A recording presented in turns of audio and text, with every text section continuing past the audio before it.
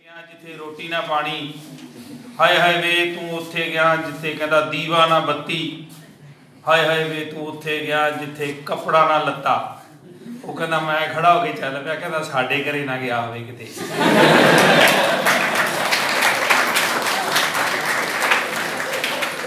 जो इन्होंने बीमारियां गिनाइया ना आ गिनती मिनती वालियां, तो मैनूं लगदा भी मेरे वाल देख रहा सी, ये सारियां दी हैगियां।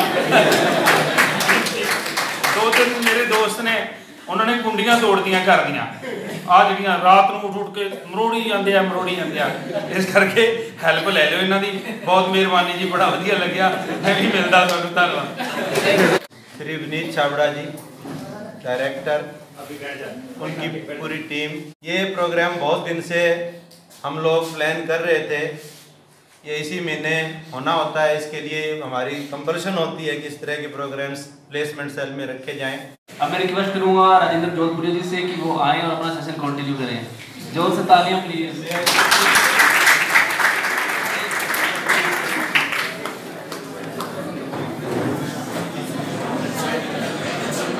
ओसीडी के विषय में हम बात कर रहे थे। रूमिनेशन ओसीडी का आपने ये वैज्ञानिक नाम है, इसके ऊपर मत जाइए। आप ये समझिए कि कोई विचार दिमाग में आता है और वो दिमाग से निकलता नहीं है। जैसे किसी के मन में विचार आ गया कि आज बिल्ली रास्ता काट गई तो आज तो अशुभ होगा, तो इस विचार को निकालने के लिए वो तमाम जगहों पर जाते हैं, मन्नतें मांगते हैं, कुछ करते रहते हैं बस। तो ये रूमिनेशन ओसीडी है। और उसके बाद अगली ओसीडी आती है रिलीजियस ओसीडी। मैंने ये ऑनलाइन काम शुरू करने से पहले इस ओसीडी के विषय में कभी नहीं सुना था, और आज ये ओसीडी लगभग 25% लोगों के अंदर आ रही है। Religious OCD. रिलीजियस ओसीडी क्या है कि लोगों के मन में धर्म के प्रति, भगवान के प्रति कुछ ऐसे अग्रेसिव विचार आते हैं या सेक्सुअल थॉट आते हैं, वो चलते ही रहते हैं, बजते रहते हैं। जैसे रिकॉर्डिंग बजा दी हो यहाँ पर किसी ने, किसी को ऑन करके छोड़ दिया हो, इससे परेशान है।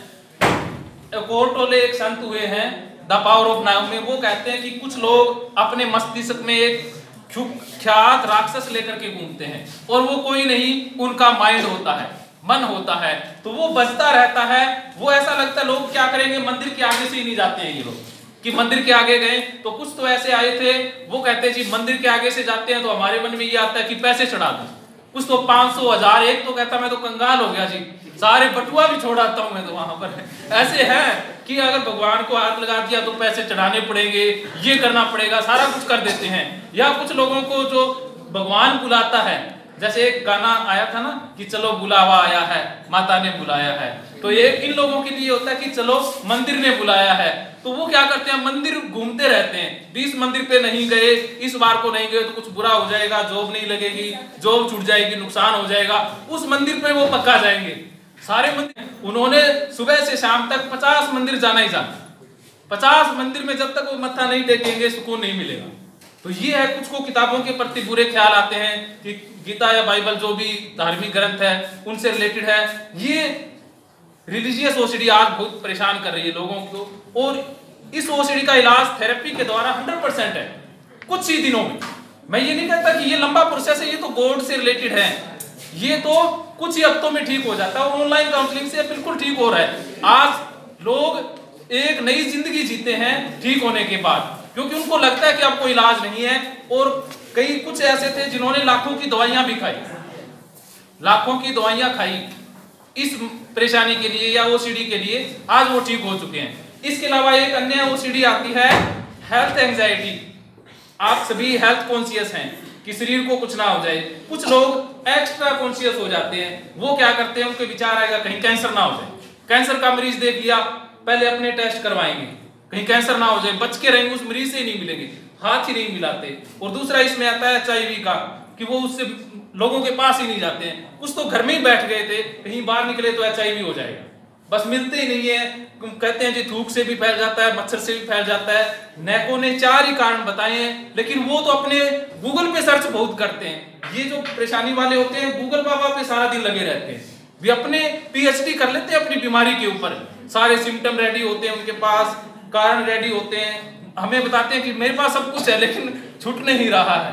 तो ये हेल्थ एंजाइटी जिसमें HIV से रिलेटेड है कि HIV ना हो जाए, कहीं जाते ही नहीं है। दूसरा रेबीज वाले बहुत आते हैं कि कुत्ते पास से निकल गया तब भी कहेंगे जी हमें रेबीज ना हो जाए क्योंकि इसका इलाज नहीं है। तो वो घर में क्या करते हैं, एक तो ऐसे थे कि नेट लगा कर रखते थे कि कुत्ता ना आ जाए, बिल्ली ना आ जाए, बिल्लियों के पीछे पड़े रहते थे।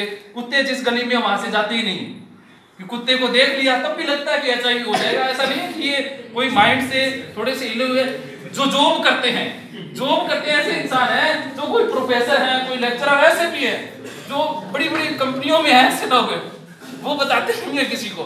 वो साइकोलॉजिस्ट के आगे बताते हैं कि सर जी ऐसा हो रहा है, हमें पता है कि होता ही नहीं है। वो कहते हैं हमें पता है कि ऐसा हो ही नहीं सकता, लेकिन फिर भी लगता रहता है, फिर भी पीछा नहीं छूट रहा है। ऐसा होता है, उनको पता है कि ये ऐसा संभव ही नहीं है कि ऐसे देखने से, कुत्ते को देखने से कोई रोग हो जाए, लेकिन हमें लगता है हम नहीं जा सकते। जो कार है उसके पूरे शीशे चढ़ा करके रखेंगे, पता नहीं कितनी सिक्योरिटी बरतते हैं। तो ये इस प्रकार की बहुत सारी OCD है जिनसे आज मानवता पीड़ित है, बच्चे पीड़ित हैं। और ये एग्जाम से रिलेटेड है, कुछ लोग बार बार रोल नंबर को ही चेक करते रहते हैं। कुछ बच्चे कहते थे हम तो जी 15-20 मिनट तो इसमें निकल जाते हैं, फिर देखते हैं कि कहीं लिखा नहीं लिखा, फिर से कट करते हैं, कुछ देखते हैं, बार बार देखते ही रह जाते हैं। तो ये OCD में ही आता है। ये बच्चे, हर इंसान आज इससे पीड़ित है। मैंने 13 साल से 63 साल तक के इंसानों का इलाज इससे किया। इसमें फर्क नहीं देखते, ना धर्म का फर्क आता, ना मेल फीमेल का फर्क आता, ना धार्मिक अधार्मिक का। जो ज्यादा धर्म में विश्वास करते हैं उनको ज्यादा धार्मिक विचारों वाली OCD ज्यादा परेशान करती हैं। कुछ संस्थाएं जिनका मैं नाम पब्लिकली नहीं ले सकता, उनसे ज्यादा आते हैं, क्योंकि हमने सीख लिया कि अगर हमने सोच लिया तो हम बुरे हो गए। सोचना कर्म नहीं है।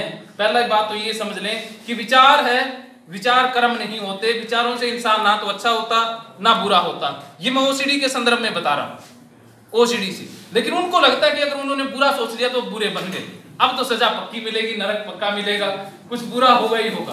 तो वो पहले से ही कल्पना कर देते हैं।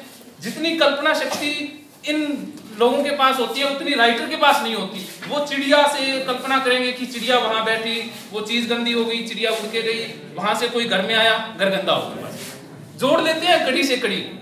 और इसके बाद अगला जो रोग है, जो WHO भी कहता है कि वो रोग अगर ठीक नहीं हुआ तो नंबर 1 रोग होगा वो डिप्रेशन का, जिसे आप सभी जानते हैं। डिप्रेशन, उदासी रोग, जिसमें सिम्टम मैं कुछ बता देता हूं। सिम्टम ये है कि इंटरेस्ट ना रहना जिंदगी में, कि लगना जिंदगी बेकार है। हाँ, 2 मिनट में जिंदगी बेकार है, कोई मकसद नहीं है, घर में अकेले रहेंगे, रजाई में बैठे रहेंगे, अंधेरे में रहेंगे, बोलना बस की बात नहीं होती, उनके चिड़चिड़े स्वभाव से हो जाते हैं। तो ये डिप्रेशन रोग है। अब लास्ट में मैं बता देता हूँ इलाज क्या होगा इसका। इलाज करना कैसे है, बिना दवाइयों के इलाज है। मैं कोई डॉक्टर नहीं हूं कि मैं दवाई देके, मेरा मकसद ये है कि मानवता को दवाइयों से पीछे किया जाए, क्योंकि इसमें दवाइयों की आवश्यकता नहीं है।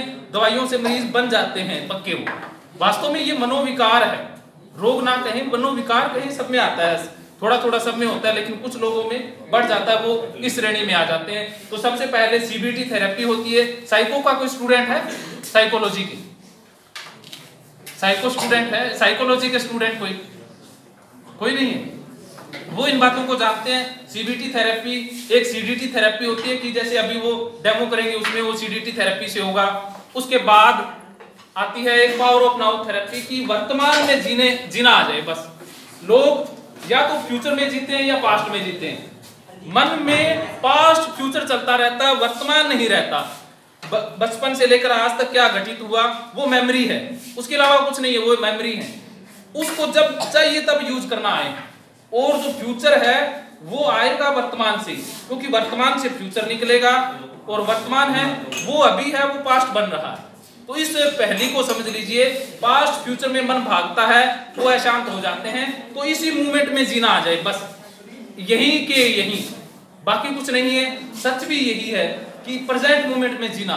लोग बात तो करते हैं कि वर्तमान में जिए, लेकिन जीना बहुत कम जानते हैं, बहुत कम जी पाते हैं वर्तमान में, क्योंकि ये मन है ना, ये बहुत शरारत करता है, इसको काबू नहीं आता। ये कहते हैं ना, बड़ा क्रूर ये मालिक है और अच्छा नौकर है, इसको मालिक बनने नहीं देना है। अगर बनने दिया तो ये पता नहीं क्या करेगा, इसको नौकर बना के रखना है, ये फिर बड़ा काम करेगा, फिर ये चमत्कार करता है। जो सर ने बातें बताई मोटिवेशन की, फिर ये कुछ भी कर सकता है। फिर वो कर सकता है जो किसी ने नहीं किया, लेकिन इसको काबू करना आना चाहिए। क्योंकि इससे करना क्या होगा, इससे नाता तोड़ना होगा। नाता नहीं टूट सकता ऐसे। ये तो आगे की थेरेपी की बातें हैं, कैसे नाता तोड़ना है, कैसे खुद को जानना है कि विचार अलग है, मन भी अलग है, सब कुछ अलग है, तो हम क्या हैं। ये पहली सुलझने के बाद जिंदगी की शुरुआत होती है। लेकिन एजुकेशन सिस्टम में थोड़ा सा ये रहता है कि ये चीज़ थोड़ी सी रेयर मिलती है। ये स्पिरिचुअलिज्म में चीज़ें जरूर आती हैं, लेकिन ये प्रैक्टिस से चीज़ें संभव हो जाती हैं। तो ये इसका इलाज है। अब हम लास्ट में डेमो कर देते हैं। Finish sir. उसके आ जाइए सर। वो कहाँ गए जो स्टेज फोबिया वाले थे? कोई और आएगा बेटे? हाँ, कोई और आ सकता है। हाँ, कोई भी आए। स्टेज फोबिया खत्म करना आ जाओ। हाँ, स्टेज फोबिया से आपका पूरा नाम क्या है? दिलेर सिंह जी को देना चाहूंगा कि इन्होंने सबसे पहले हाथ उठाया और ये हमेशा से एक हंसमुख चेहरा है, तो इसके लिए मेरी तरफ से ये गिफ्ट है।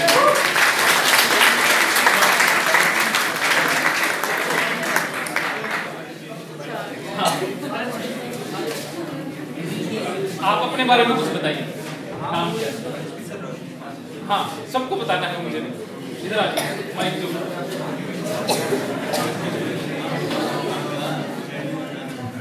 My self Rohit Kumar, BSc final से। हाँ, स्टेज फोबिया है।